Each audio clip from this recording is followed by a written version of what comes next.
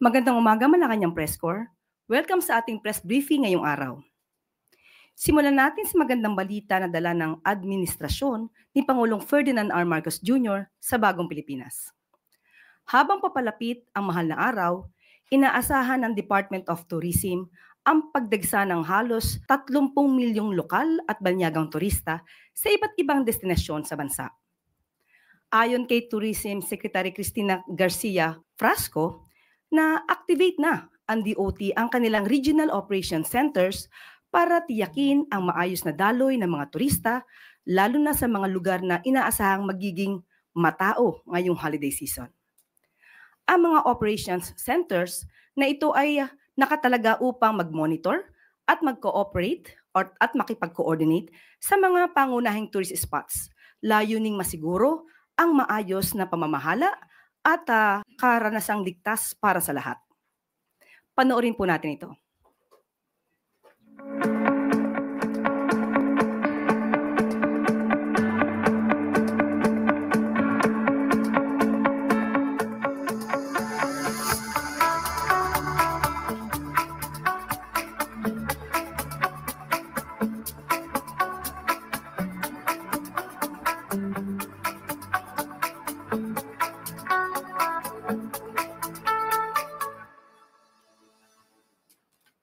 Good news na naman para sa ating mga estudyante sa Barangay Pulong, Sampaloc Elementary School sa Doña Remedios Trinidad sa Bulacan. Malapit na matapos ang renovation ng classroom building na ginagawa doon bilang bahagi ng Humanitarian and Civic Assistance Program sa ilalim ng Balikatan Exercises. Layon ng iaayos na classroom ang building na ito upang gawing mas maaliwalas at kaaya-aya ang learning environment ng mga mag-aaral. Patunay din ito ang commitment ng AFP at ng US Armed Forces para makatulong sa lokal na komunidad.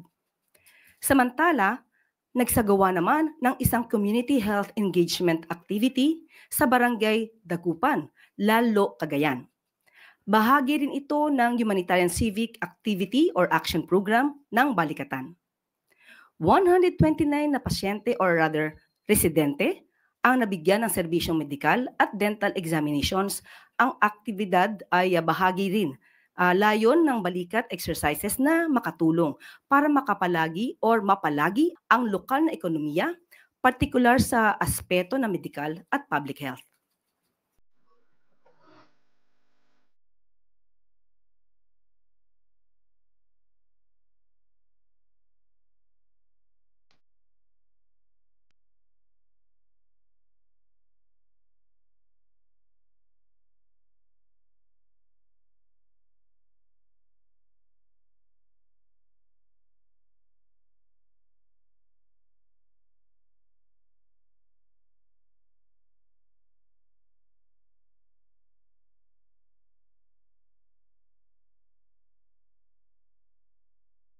At sa ating huling good news, wala nang pila sa immigration counters sa NAIA Terminal 3 kahit sa oras ng rush hour. Mas madali na para sa mga departing passengers ito. Kasunod ng utos ni Pangulong Ferdinand Marcos Jr. na makapagbigay ng mas maginhawang biyahe sa mga pasahero ngayong Holy Week. Nagtulungan ang mga ahensya ng Bureau of Immigration, MIAA, NNIC at Department of Transportation para maibsan ang mahabang pila sa immigration counters. Simula ngayong araw, lahat ng 44 immigration counters ng NAIA Terminal 3 ay bukas para mapabilis ang immigration processing ng mga pasaherong may mga biyahe sa nasabing paliparan.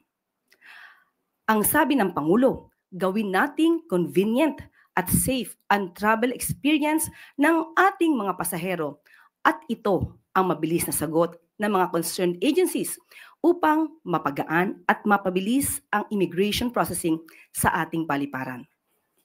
At ito po ang good news natin sa araw na ito. Ngayong araw ay makakasama naman natin si Health Secretary Ted Herbosa para magbigay ng impormasyon tungkol sa naging pagtulong ng Philippine Emergency Medical Assistance Team sa Myanmar. Kasabay dito ang direktiba ng ating Pangulo patungkol sa darating na Holy Week. Good morning, Sec Ted. Sa pangunguna ni Good morning, DOH Yusek Claire, at Secretary good morning. April 1, ipinadala ng Department of Health ang Philippine Emergency Medical Assistance Team o PMAT sa Myanmar bilang tugon sa atas ng Pangulong Ferdinand Bongbong Marcos Jr. Sakay ang C-130 nakalapag ang PMAT sa Naypyidaw, Myanmar bilang bahagi ng Philippine Interagency Humanitarian Contingent. Mula rito, ikinwento ng grupo ang kanilang naging misyon doon bilang mga eksperto sa medical emergency para sumaklolo sa mga naapektuhan ng 7.7 magnitude na lindol. Kwento kayo. Okay naman kayo lahat dyan? Wala nagka-problema, nagkasakit? Upon entering the place po, may mga nakita po kaming mga streets na mga wasak po yung bahay. So they placed us in the center ng PNMINA para po siyang an open space. Malaki po yung space dito sa para po siyang market yata to before na operational na kami within 12 hours. Nakapag-set up na kami and operational na nakapagbigay na ng service sa Myanmar people. Medyo widespread talaga yung devastation. Many were found dead, may mga missing pa, maraming injured. Healthcare system nila, medyo overwhelmed sila kasi nga takot pumasok sa mga healthcare facilities yung kanilang mga pasyente, pati mga staff. Yung karamihan ng mga patients nasa labas talaga. As we see po dito sa PNMINA, more on medical services po yung kailangan nila. Kasi marami po sa kanila yung may diabetes, hypertension, hindi po sila nakaka-access sa medical services. Kailangan din po talaga nila ng tulong. Hindi po sila nakaka-check up right now kasi takot po silang magpunta ng hospital kasi natatakot silang may aftershock.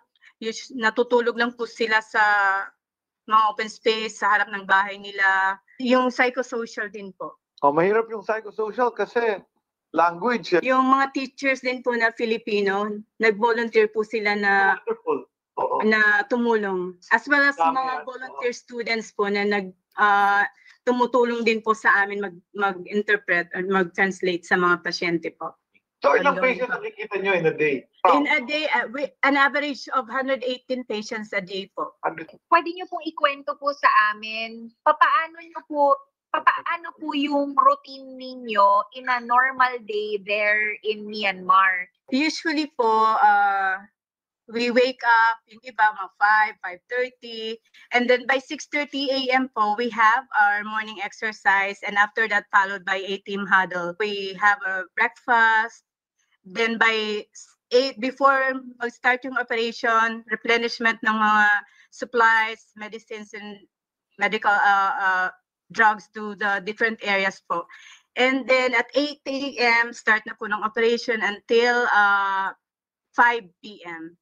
Then after 5 p.m., nagpapaikot po kami post evaluation and team debriefing at 5:30, 8 p.m. submission na po ng reports. Ano po yung mga limitations po na kinailangan po ninyong i-address when you were starting to build the camp? Limitado po yung kuryente, yung tubig po, kamusta? Bali po, nung una pong dating namin dito, naghanap po kami ng source na pwedeng mapagkunan. So, meron naman pong nagmagandang loob na magpa-connect po ng source ng tubig.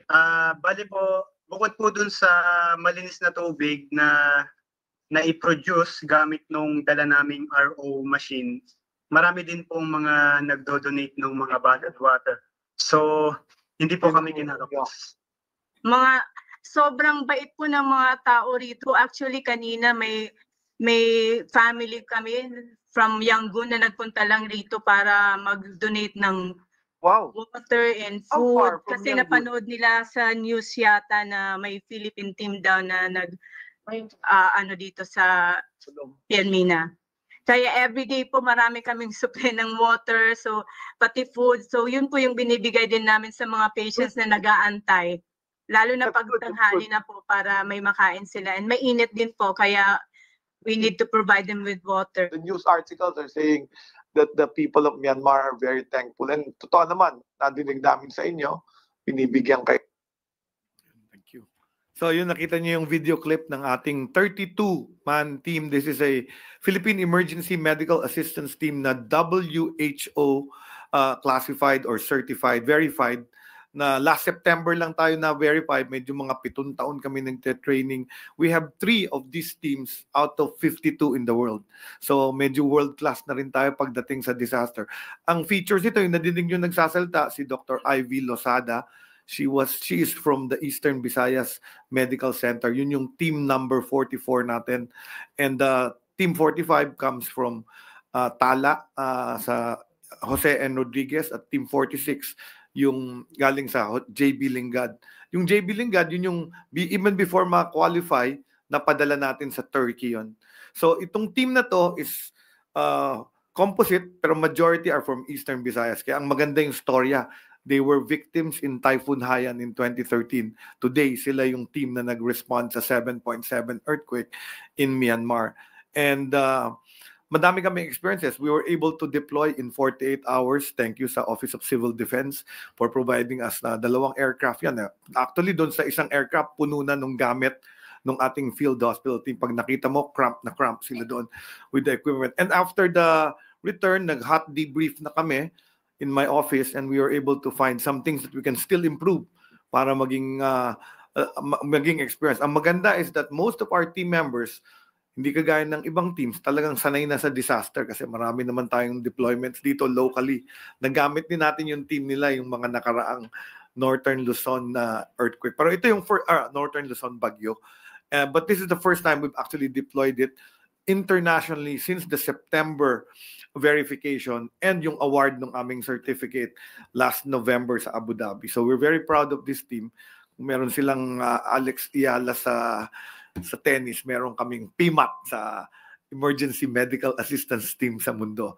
And we have 2 other teams na nag-develop. So we now have 1 in Central Luzon, yung JB Lingad, 1 in Metro Manila, and 1 in Visayas. Ang sabi ko nga sa EVMC, pag kami nagka-big one sa Metro Manila, kayo ang pupunta sa amin to actually help us.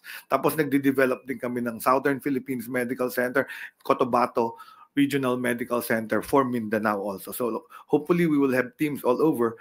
Ang plan namin is also to develop teams for national level para mabilis na rin kami mag-deploy pag nagkaroon ng, alam nyo, after summer, umpisa na naman tayo ng ulan at bagyo at baha. We will be using this Philippine Emergency Medical Teams. Questions? So we now open the floor to questions related to the Philippine Emergency Medical Assistance Team sent to Myanmar. And we would like to call in some of those members. I introduce Dr. Ivy Losada. Siya ang ating team leader. Ang aming nurse, si Nurse Eric, and ang aming logistics officer, si Tyrone.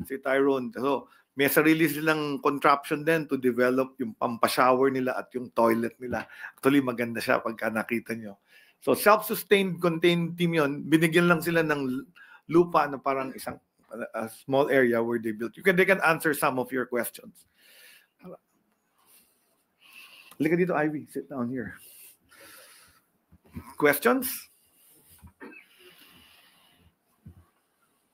Christian Yusores, Teleradio Servicio.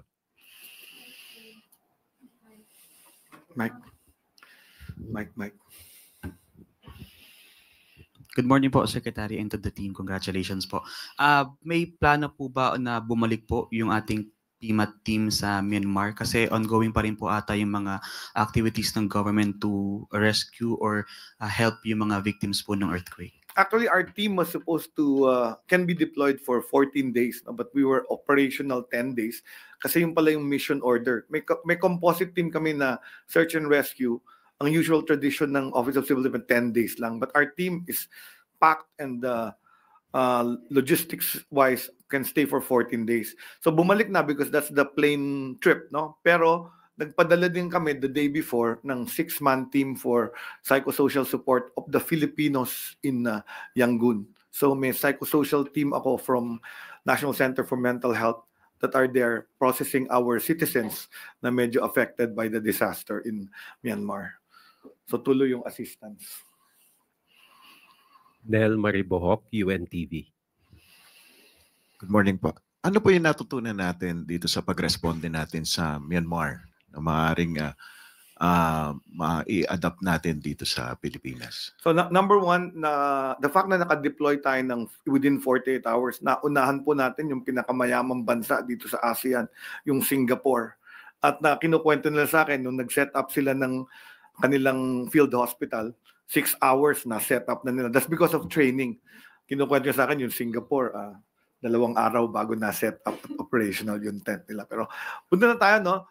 It comes with training, it comes with planning, yung equipment, and then ang maganda doon, may prepared teams na tayo with gamit in all others. So what we learned is kailangan pala magkaroon ako sa Department of Health ng logistics and secretariat for these teams that we are developing para centralize na yung aming mga logistics and supply chain. Alam niyo, pag disaster kasi, the main important thing is being able to bring logistics at saka tao to the area affected. So with the help of the Office of Civil Defense and our Air Force, mabilis tayo naka-respond. So I think world-class tayo if you tell me na in the ASEAN region, 3 lang yung inaccept nila. They only accepted the Philippine team, the Japanese team, and the Singapore. And then later, Indonesia na-allow din. Later, nagpadala din ng Indonesia. Pero tayo ang una. Thank you, sir. Eden Santos, Net 25. Secretary, good morning po. Good morning. Ito po ba ay assurance sa ating mga kababayan since ang Pilipinas po, especially Metro Manila at yung mga kalapit na lugar, ay pinaghahanda po sa The Big One? Correct. No, this is part of our alam mo, pagka nagpunta ka sa mga international agencies, World Health Organization, UNDP, and all other UNICEF, panay Pilipino rin yung mga nagiging leader niyan. So we are really supplying the world not only with nurses but with doctors and staff that are good in disaster risk reduction and management. So talagang isa to sa ating pinagmamalaki. Kasi nga, tayo, battle tested. Most of our personnel, hindi uurungan nilang kwento nga sa akin ni Ivy. Sabi ko, tinatanong ko, meron bang natakot? May umiyak ba? May nahirapan? Hindi daw. Mga experience naman lahat. We also had teams from the Turkey, yung Turkey mission, nakasama na in-embed namin doon para merong may experience. Mas hirap yung Turkey kasi yung Turkey, sub-zero. Yung clothes hindi pang below 30. So ito at least tropical climate. And correct. So, mas maganda environment. Okay, ayun. Tuesday New, DZBB.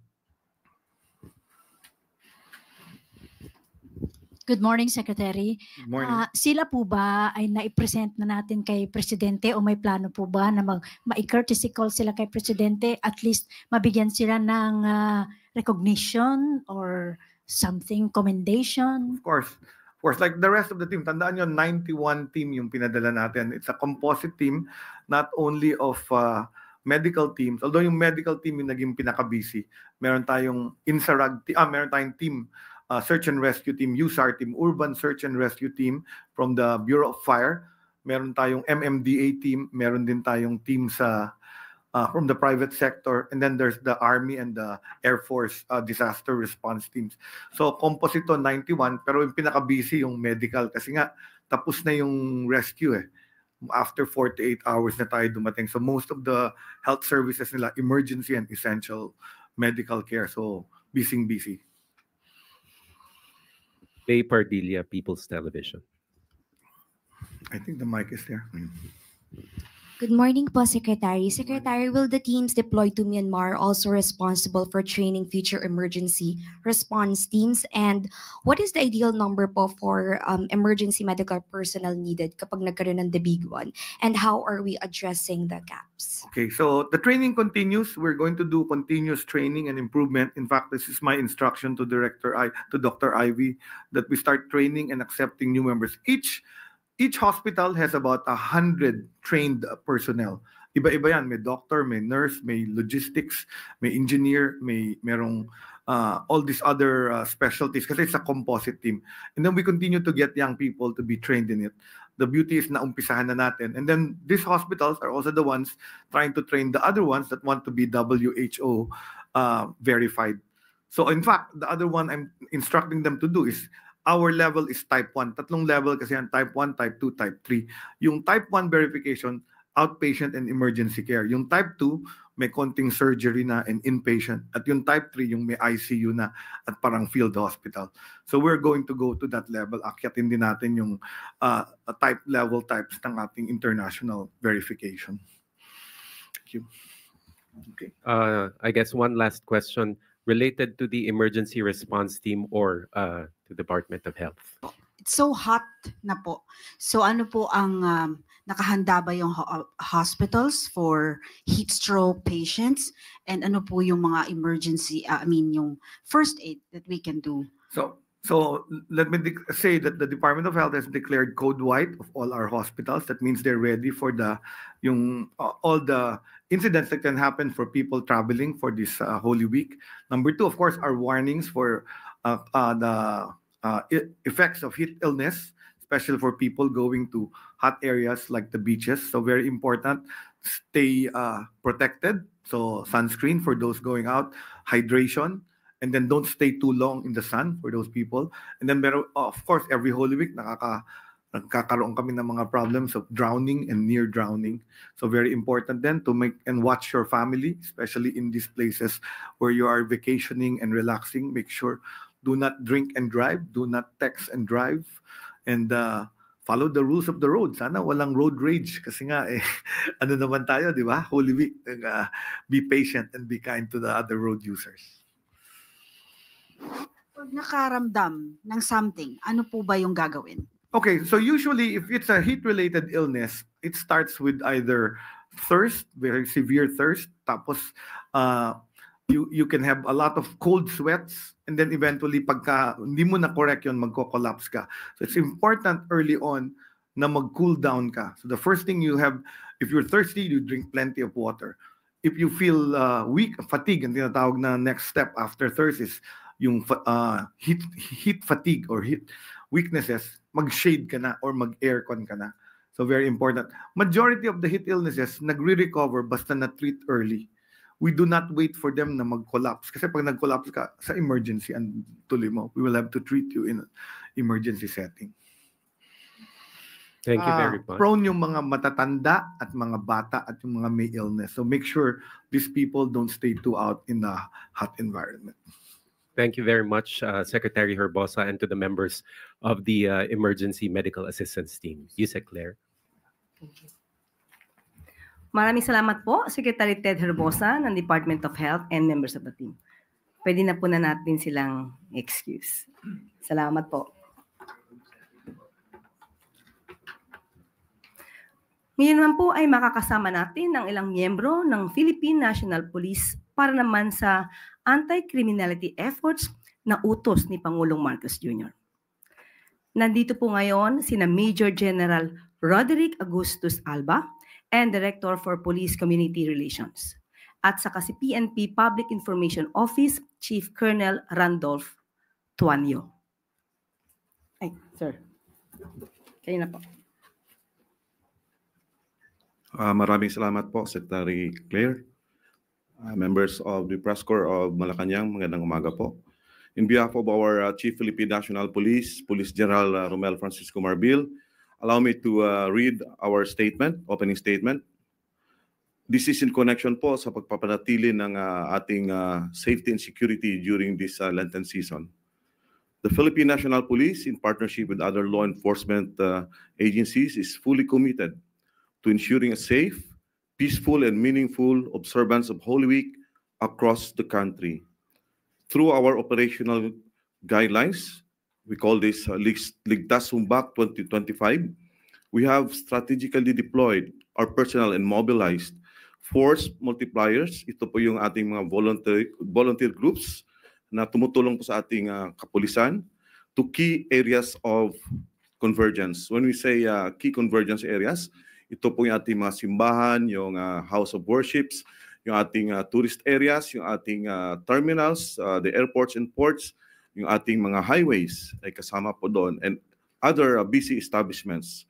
So mayroon po tayong estimated of 65,000 more PNP personnel nationwide na i-deploy po sa terminal, transport hubs, pilgrimage sites, simbahan, tourist destinations.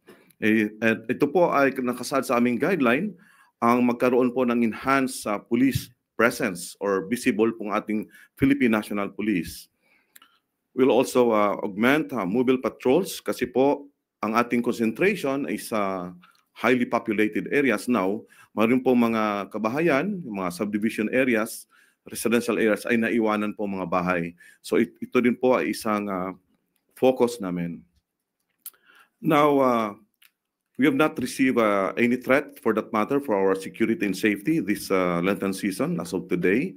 But on the part of the PNP, we remain on full alert, especially in historically vulnerable areas. Our intelligence units are closely coordinating with the Armed Forces of the Philippines. Kasama namin dito yung Philippine Coast Guard to preempt any threats from any groups would want to magkaroon po ng disorder yung ating bansa. So as to our vital installations, we all have also increased deployment of our personnel around power plants, communication infrastructure, and transportation terminals. We're also closely coordinating with private security groups and local crisis management councils. Sinabi po natin, Good Secretary kanina, mayroong mga possible road mishaps, sea mishaps. Ito po ay aming pinagpreparahan sa ngayon on the part of the Philippine National Police. Thank you.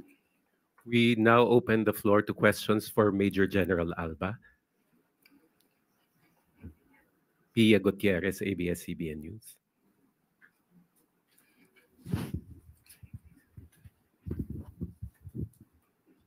Sir, regarding this Holy Week, ano po yung payo po natin sa ating mga travelers, especially pati din sa mga mag-stay lang po sa kanilang bahay to ensure their safety during this Holy Week break? Yes. Unang-una ay we should remain vigilant, no? Yun ang sabi nga natin, yung crime are attributed to three elements, yung opportunity, yung instrumentality, tsaka yung motive. So kailangan po nating maging vigilant tayo. We save cellphone numbers sa ating mga cellphones at bago tayo magbiyahe ay alam natin yung mga hotline numbers kung saan po tayo pupunta.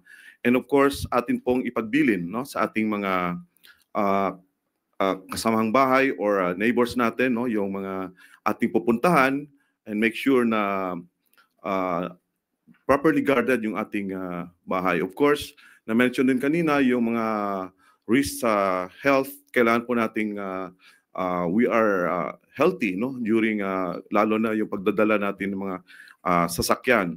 So ito po ay isa sa mga mabisang advice ng ating Philippine National Police. And of course, we have to closely monitor yung ating mga advisories from government, no, lalo na sa social media, and closely coordinate with all the SUMBAC help desk na italaga po sa different ports and seaports sa ating bansa. That way, you can easily access all government help through this desk. And on another topic, sir, yung VACC po is calling for a stronger government response on the recent spate of kidnappings in the country, saying that the administration needs to rethink its strategy in addressing and preventing and solving kidnapping cases. So ano po ang response ng PNP dito at kung may directive din po si Pangulong Marcos tungkol dito? Yes, unang-una we acknowledge yung information coming from VACC.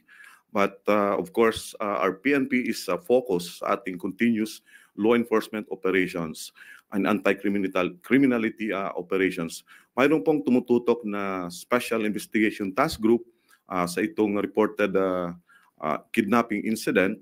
But of course, we cannot compromise other security aspect ng ating bansa, no? Especially yung lalo na sa Lenten season at itong ating patuloy na pagtulong sa ating Commission on Elections sa pagpapanatili ng peace and order during this election period.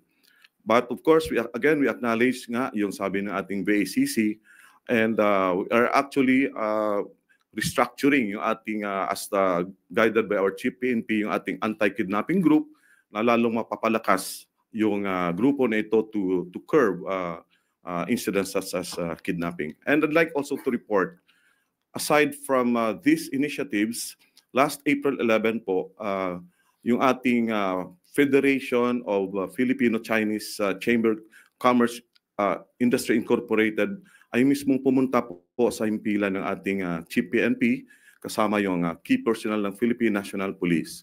And amidst this ongoing investigation, they asked kung ano pong pwedeng maitutulong ng kanilang chamber.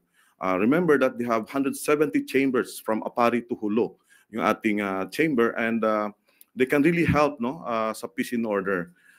Ang pag-usapan po doon at nirecommend ng ating PNP is to create a specialized desk.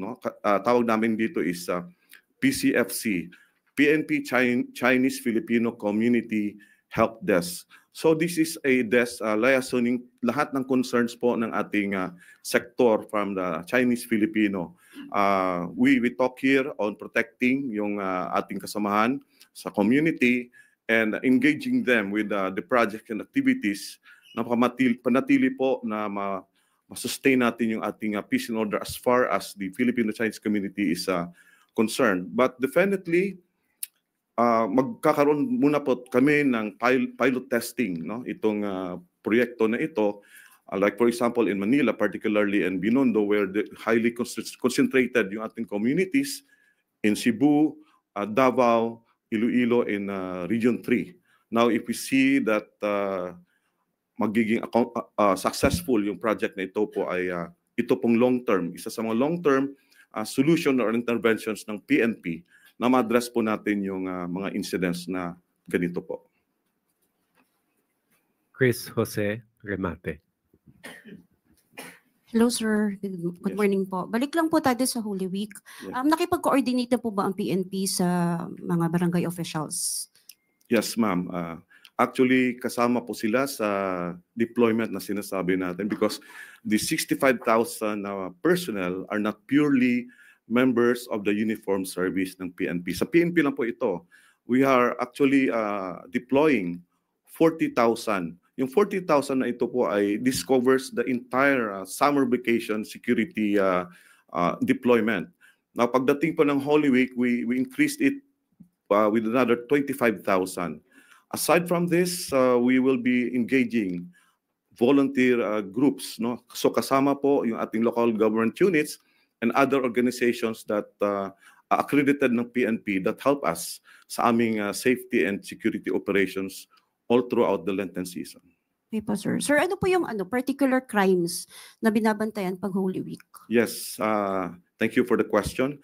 So ang PNP are always focused dito sa 8 krimen, like robbery, theft, murder, rape, carnapping, etc. But we are very particular sa crime against property. Sa sinabi ko po kanina, once we leave our homes, ito po talaga ay common targets ng mga suspects o criminal suspects na tatargetin nila. That's why ito po yung ating guidance na we have to closely coordinate with our nearest police stations before we leave our home at keep these numbers with us. Dapat may mga load yung ating cellphone na anytime po ay pwede tayong mag-access ng mga websites ng PNP getting the hotline numbers. Thank you, sir. Thank you. Last 2 questions for General Alba. Ivan Mayrina, GMA Integrated News. General Alba, sir, good morning. Good morning, sir. The recently released political ad featuring the Vice President and Senator Marcos paints the situation in the country as black. At isa po sa mga dahilan daw nito ay krimen. What does the PNP have to say about this? Yes, of course, this creates a lot of perception.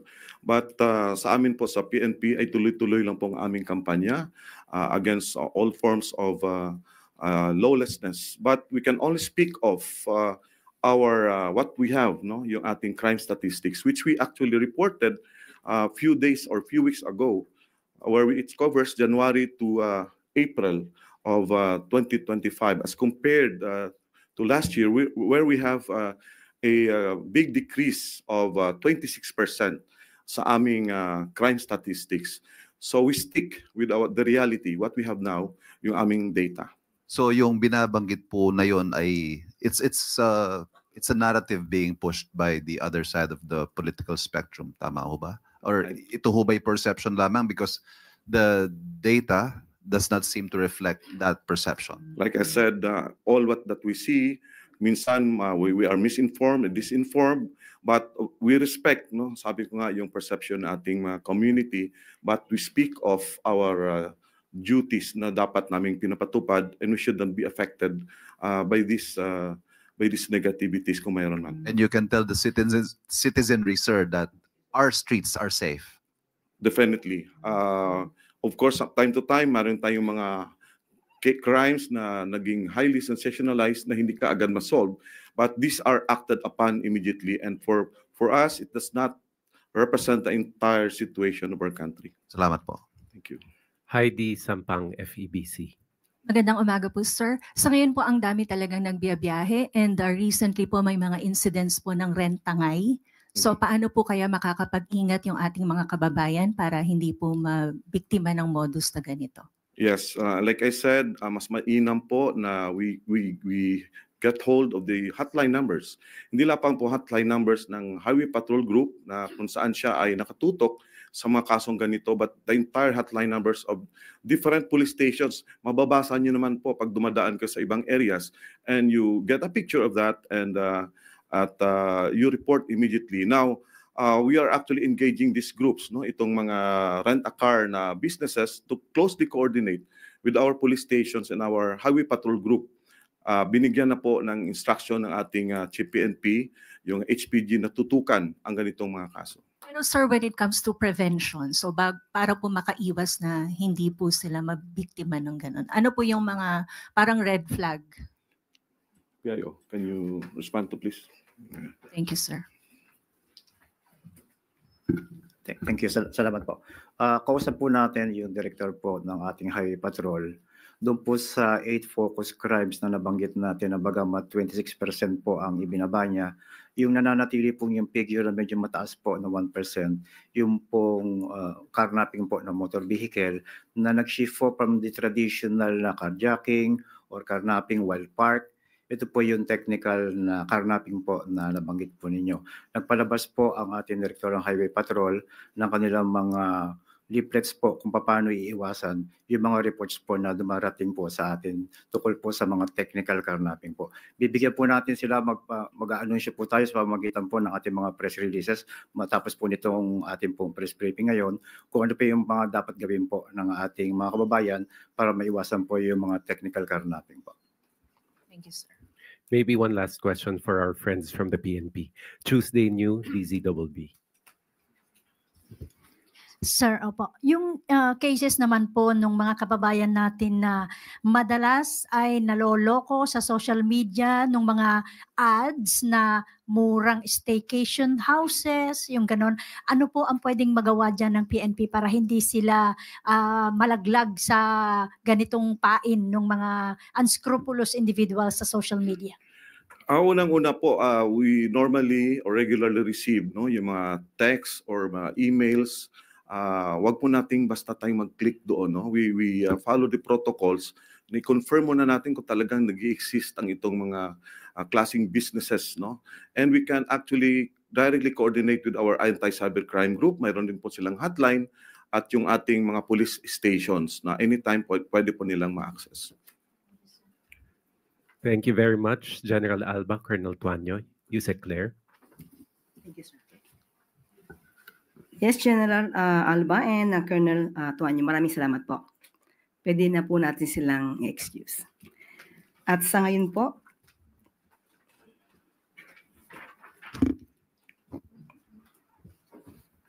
makakasama naman po natin si Coast Guard Deputy Spokesperson Commander Michael John Encina. Good morning, sir. Good morning.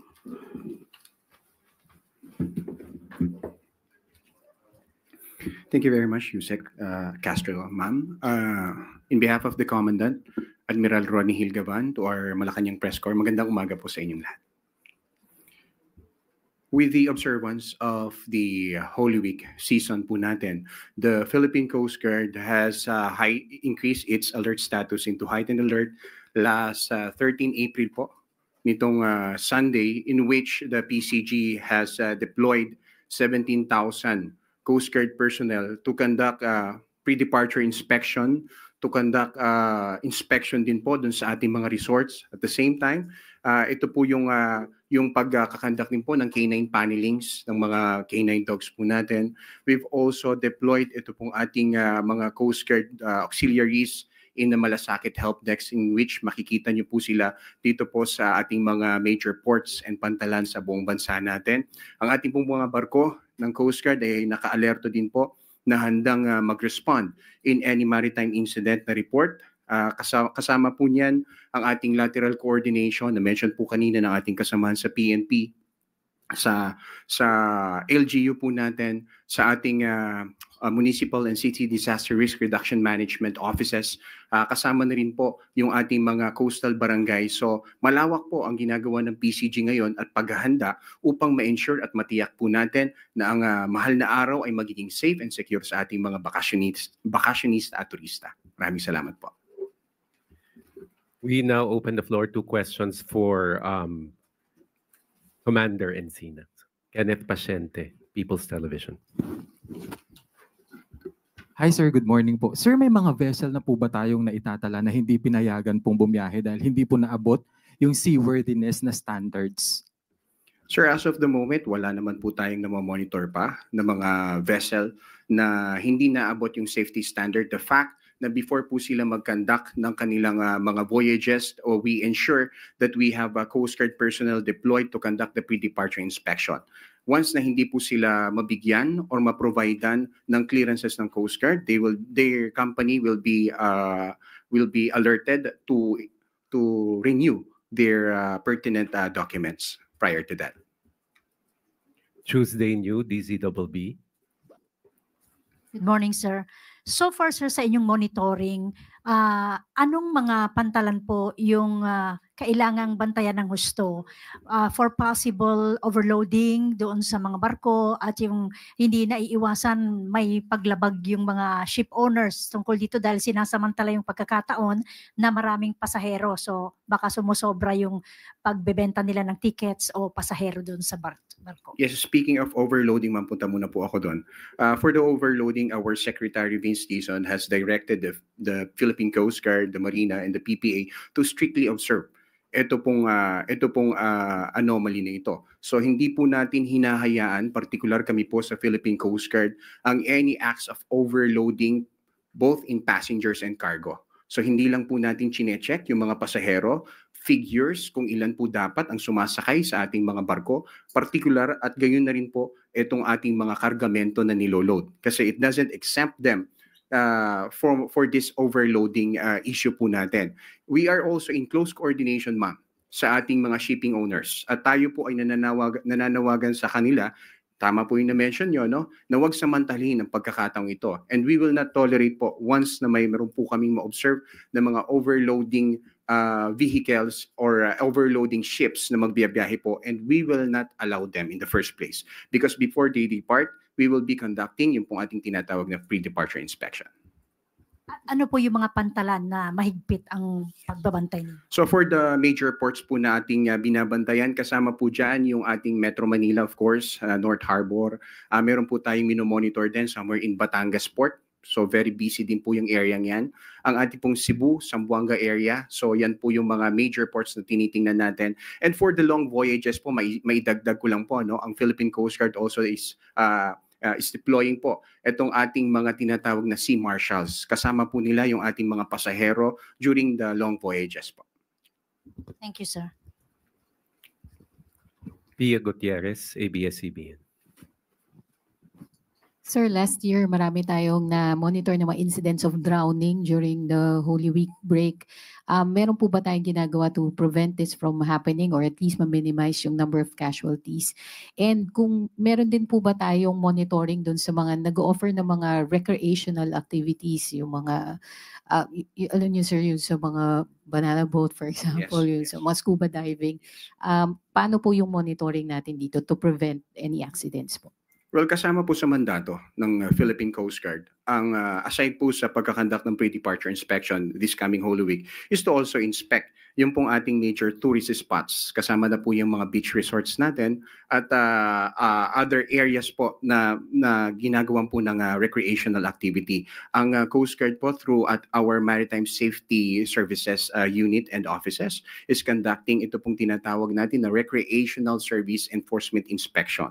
So ngayon po, halos karamihan po ng ating mga major o yung pong mga dinadagsa ng mga turista ay ini-inspect po ng ating mga Coast Guard inspector. Ano po yung hinahanap at ini-inspect ng ating mga Coast Guardians dyan? Number one is yung pong kanilang lifeguards. Napakahalaga po nun. The PCG is also an agency which is mandated and authorized to issue ito pong mga certificates na ito. So kasama po sa chine-check namin yung lifeguard. Aside po doon is yung availability po ng clinic and first aid personnel na agad-agarang magre-responde once there is an incident, yung drowning incident na na-mention po natin. So isa po ito sa mga chine-check ng PCG. And most importantly, yung ating pong information dissemination. So ang Coast Guard stations and substations po natin, personnel, ay umiikot dito po sa ating mga major beach areas and beach resorts para po ma-inform sila na may Coast Guard po na agad-agaran magpro-provide ng necessary assistance once kailanganin po ng ating mga turista. Any more questions? If there are none, thank you, Commander Encina. Thank you very much. Claire, please. Thank you, Yusek. Thank you, Commander Michael John Encina, Philippine Coast Guard. At ngayon po, para sa katanungan, para sa food security, makakasama natin si NFA Administrator Larry Lacson. Good morning, sir. Good morning po, Yusek Claire, and good morning sa ating Malacanang Press Corps. The National Food Authority is happy to announce ng ating pong buffer stock kasalukuyan ay nasa 358,000 metric tons. O kung susumahin natin sa sako ng bigas, ito po ay katumbas ng 7.16 million bags of katumbas na bigas.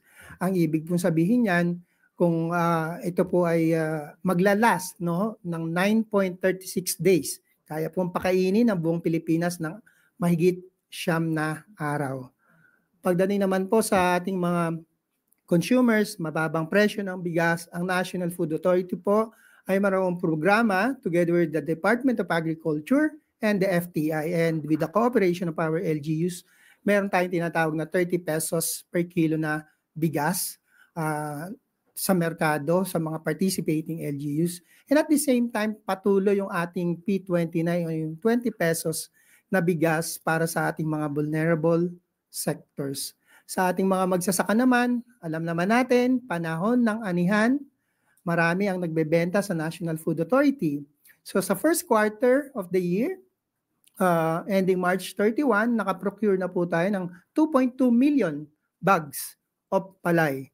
Katumbas po yan ng 2.6 billion pesos na po ang nabili natin para mula sa ating mga magsasaka. At patuloy pa po tayong namimili hanggang sa kasalukuyan. Isa pong programa na pinatutupad natin at kasalukuyan nating in-improve ay yun pong fast lane for our small farmers. Dati po 50 bags lamang ang po pwede pababa. Ngayon itinaas natin to 70 bags pababa para mas ma-accommodate pa natin yung maraming magsasaka na gustong magbenta sa National Food Authority. Yun lamang po. Maraming salamat. Questions for Administrator Lacson? Eden Santos, Net 25. Administrator, good morning po. Doon po sa nabanggit ninyo na meron tayong supply ng pagkain para sa 9.36 days. Ano po? Can we safely say na ito pong supply ng pagkain na ito ay masasabi na ang Marcos administration po ay on track para dun sa kanilang ini-aim na food security ng Pilipinas. Okay. Kung ang bigas ang ating pag-uusapan, ako masasabi ko na we are on track. In fact, in less than a year, from one day to last buffer stock, ngayon po ay 9.36 na. So we are on track and we are continuously increasing our buffer stock for rice. Alam naman natin ang bigas ang pangunahing gauge for food security. And for this year, dahil na bago na nga yung RTL, we will increase our buffer stock up to 15 days. So from 9.36, i-hit natin yung 15 days hanggat meron po tayong pambili ng palay sa mga magsasaka. Kasi po yung issue ng food security ay lead agencies Department of Agriculture. Tama po ba? Tama po yan. At hindi po ang Department of Social Welfare and Development. Ang primary mandate po ni Department of Agriculture is palakasin ang sektor ng agrikultura for food security. Okay po. Nabanggit niyo po na merong 30 pesos na kilo ng bigas at parang meron ding 20 pesos. Tama po ba? 33 pesos 33. At 29 pesos. 29. Ito po ay limitado lamang yung supply na maibebenta po sa ating mga kababayan or mas marami pong mga mahirap na Pilipinong maaari pong maka-avail nito? In terms of volume na pwede naming ilabas, pwede kong sabihin hindi limitado ang volume kasi sa napakarami nating stocks na kailangan din nating ilabas. But in terms of availment, per individual or per household, meron pong mga isinet na parameters ang Department of Agriculture para po hindi rin naman masamantala.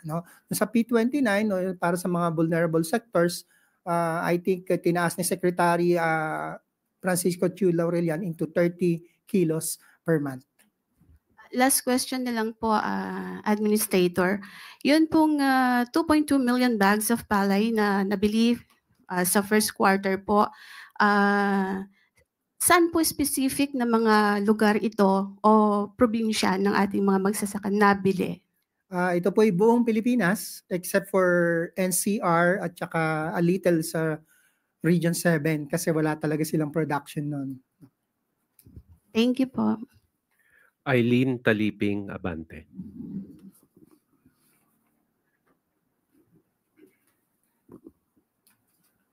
Good morning, Administrator. Hanggang meron pa bang sapat na pondo para dito sa season na to, yung pagbili ng palay? Opo, marami pa po tayong pambili dahil nakaka 2.6 billion pa lamang po tayo. Ang ibinigay po sa atin ng gobyerno ay 9 billion at inuubos pa rin po natin yung kaunting natira last year. Sir, nakarating na po ba sa inyo ang report na yung karamihan sa nagbebenta ng palay sa NFA, particularly Region 2, ay mga trader na at hindi na mismo yung mga magsasaka ang nabibilhan ng palay? Well, nakakarating po sa atin yung mga ganyang reports at bine-verify natin yan immediately. And it turned out mga farmer co-ops and association po ito. So they are properly documented at may mga pinapakita po silang mga rehistro from the RSBSA ng Department of Agriculture. So they are considered also farmers kasi sabi traders, sila ang bumibili ng palay sa farmers sa murang halaga and then ibebenta nila sa NFA. Ang sistema po ganito, the farmers can sell directly to us or their co-ops and associations. Okay, sir. Thank you. Clay Pardilla, People's Television. Good morning po, Admin. Admin, what does it mean for the government kapag na-fulfill po yung 9 na araw na buffer stock at kailan po mapupuno yung 15 days na buffer stock? How essential na makamit ito before the Burr months and the onset of the rainy season? Salamat po. Yung 9-day buffer stock natin, napaka-importante niyan. Kung bigyan ko kayo ng context, yung panahon ng pandemya, 2020, ang release po natin sa isang taon, 2020, ay katumbas ng 9 days o yung more than 6 million bags of bigas. So yan yung kahalagahan ng 9 days na yan sa atin. Kung magkaroon man ng pandemya ulit, kayang-kaya natin isang taon na mai-distribute yan sa ating mga kababayan. Kailan natin ma-reach yung 15 days? Hoping before the year ends, ma-reach natin yan or sa second, itong wet season harvest, ma-achieve natin yan. At yun kasi ang bagong mandato ng RTL sa atin. Although there is a challenge as well dahil ang pondo na ibinigay sa atin ay pang 9 days buffer stock lang. Sam Madanilla, Business Mirror. Good morning, sir. Bali, magkano po yung kakailanganin nating budget para ma-complete yung 15 days na minention nila kanina na buffer stock? At saka meron po ba tayong available space sa mga warehouses? Kasi previously na-mention po ni Sec Laurel na medyo kinulang na tayo ng 300,000 metric tons. Ngayon po ba, paano natin makukomplete yung 15 days ko yung 9 days nga medyo nahirapan na sa mga warehouses? Yeah. Okay, ganito, no? Sa unang tanong mo, mga 8 billion pa ang kailangan natin to fill up the 15-day buffer stock. Pero dahil flexible ang pricing natin, pwede nating maitaas, maibaba yung presyo ng palay and we can buy more kung medyo mura ang palay, no? Ngayon, kung sapat ba yung ating mga warehouses, we have an existing ongoing program for modernization of our warehouses, no? 136 warehouses are now under repair. 36 are under construction. Yung sa mga repairs, we expect by the end of next month, marami na dyan ang matatapos at magagamit na natin para dito sa mga karagdagang buffer stock. Totoo yun sa ngayon, we are experiencing problems of warehouse congestion. In fact, 36% of our warehouses sa mga high-producing regions ng palay ay puno na or almost full na. Yun yung ating napipick up ngayon sa mga social media and all the news na ang haba ng pila sa NFA dahil 36% sa ating mga bodega sa rehiyon 1, 2, 3, 4, 6, and 12, 36% puno na. Bali, sir, i-clarify ko lang. Yung na-mention nila kanina na na 8 billion, on top to dun sa 9 billion na existing budget ng NFA for this year. Yes. May plan po kaya ang NFA to request for additional budget from... That we will do when the time comes. Pero ang iniisip ko kasi as the administrator of the National Food Authority, if we can unload the existing stocks now, that will generate fund for us to buy more palay. Yan. Tapos, kung dahil nga may insufficient fund, tapos medyo may kulang pa rin sa warehouses, do we still think that it is feasible to reach yung 15 days na buffer stock this year? To be honest, it's a tall order. Pero I think it can be achieved. Basta't na-manage nating mabuti at makalabas yung ating mga stocks sa ating mga bodega. That's why I am also encouraging our countrymen para at least kung gusto nila maka-avail ng 33 pesos at 29 pesos, encourage nila yung kanilang mga local government executives na mag-participate dito sa Food Security Emergency Program or Declaration ng Department of Agriculture para ma-declag yung aming mga warehouses. So, para ma-push nila yung mga LGUs, medyo hindi ganoon ka-init yung pag-withdraw ng mga local government units sa ating mga stocks. That will help us a lot kapag nailabas natin. I-clarify ko lang, sir. Bali, ano yung buying price nung sabi niyong 8 billion plus 9 billion? Yung para maging sufficient yun, ano yung buying price dapat? It's a varying price kasi. Price range tayo. We can buy from 17 to 23 sa fresh, 23 to 30. So, ang clean and dry. So, walang specific price tayo. Depende sa panahon. Thank you po, sir. Last question on food security, Eileen Taliping, Abante. Follow up ko lang, sir. Di ba, nagbebenta kayo sa LGUs. Gaano na karami po ang nag-avail doon sa offer nyo? Magandang tanong yan. Sa ngayon, February 3 na declare yon, pero hanggang sa ngayon, nasa sa 20,000 bags pa lang yung actual na lumalabas sa aming bodega. Pero napakaraming orders, meaning hindi pa lang nila na we-withdraw. Reality is 20,000 bags pa lang. Ano po ang nagiging dahilan at parang nababagalan? Well, we can only speculate, pero yung iba kumukuha kasi ng COMELEC exemption, yung iba kumukuha ng resolution sa kanilang mga council. Okay, thank you, sir. Thank you very much, Admin Lacson. Yusek Claire, please. Thank you very much, Administrator Larry Lacson. So pwede na po natin siyang excuse. Maraming salamat po. At ngayon po ay handa na po tayong tumanggap ng inyong mga katanungan. We have very limited time, so we can only field 2 questions Ivan? for Yusek Claire. Natanong ko na ho kanina yung PNP, but I will ask the same question to the palace. Yung recently released political ad nga po featuring VP Sara and Senator Amy paints the situation in the country as black. Kulay ng pagluluksa due to hunger, crimes, and injustice, which is a clear imputation of failure of the Marcos administration. What does the palace have to do with it? You just said it is recent? Yesterday. Oh, ang akala ay 2022 campaign ads to. Dahil sa mas na-describe ang kapanahunan ng nakaraang administrasyon dun sa nasabing campaign ads. Unang-una, meron silang sinabi, teka lang po, tungkol sa madilim, wait lang, saan ba yan? Ayun. Itim ngayon ang kulay ng bansa. Sa gutom at krimen nagluluksa. So, pag sinabi ba natin na itim ngayon ang kulay, mas madidescribe siguro natin nung nakaraang administrasyon na sobrang itim at ngayon ay papaliwanag sa panahon ng kasalukuyang administrasyon. Hindi man ganun pakaputi, pero patungo na doon. Unang-una po, may binanggit sila tungkol sa kagutuman. Tandaan po natin na ayon po sa records na rin po na naibaba ang poverty incidence sa panahon ng 2023, 15.5% in 2023 mula sa 18.1% in 2021. You are citing data from? Okay, this is from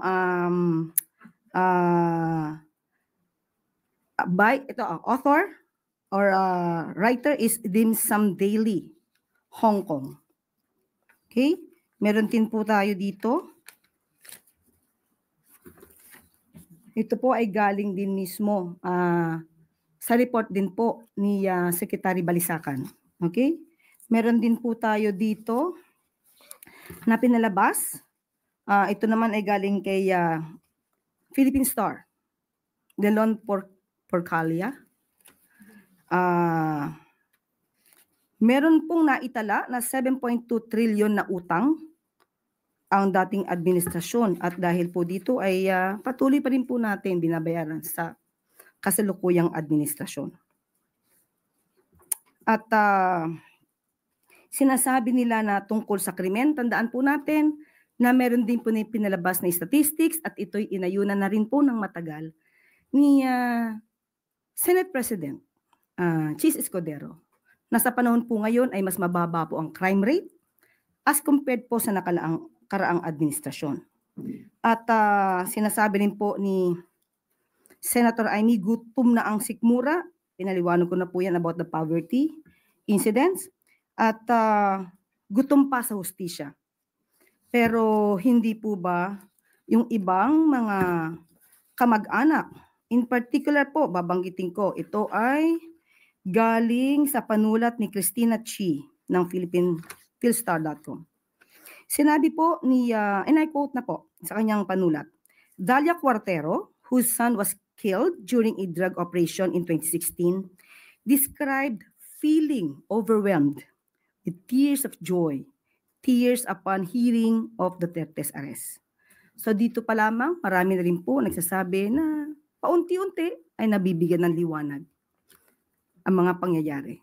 So, mas maganda po siguro mabanggit natin na ang mga botante po dapat ay maging, kukunin ko po yung sticker na nakasulat kay Madam, maging mapanuri. Huwag pong magpaloko sa mga sinasabi sa iilang campaign ads. Alamin ang katotohanan, iwasan ang fake news. Dignidad mo, boto mo. Kinopya ko po yan lahat mula sa kanyang sticker. Yun lamang po. May reaksyon ho ba ang Pangulo? This coming from the second highest official of the land, supported by his own sister. Patungkol po dyan, patungkol po sa campaign na issues, maganda pong mas tanong na lang natin ang campaign manager. Mas authorized po siyang magsalita patungkol po sa ganyang klaseng relasyon. But have you taken this up with the president? What are his thoughts on this? Patungkol po sa kanyang kapatid? No, yeah. This particular ad, for example, which is Of course, hindi po nais ng ating Pangulo na magitong klaseng mga negatibo na pangangampanya. Lalong-lalo na po kung ito ay fake news. So noon pa naman po, sinabi na ng ating Pangulo na labanan natin ang mga fake news. Mas hindi maganda kung ito ay gagawing naratibo sa isang pangangampanya. Okay? Quick follow-up, Ace Romero, Philippine Star. Yusek, the other camp described the present administration or the present state of the country under this administration as itim. Now, kung merong kulay na i-describe yung present admin with regard to our present conditions, kung meron man po, ano po yun? Papunta na po sa paputi. Konting kulan na lang, medyo maputi na. Hindi pa lang po, hindi perfectly white, katulad ng aking sinabi, pero doon po patungo ang pang kasalukuyang administrasyon. At dito po nagtatapos ang ating briefing ngayong araw. Maraming salamat, Malacanang Press Corps, at magandang tanghali para sa Bagong Pilipinas.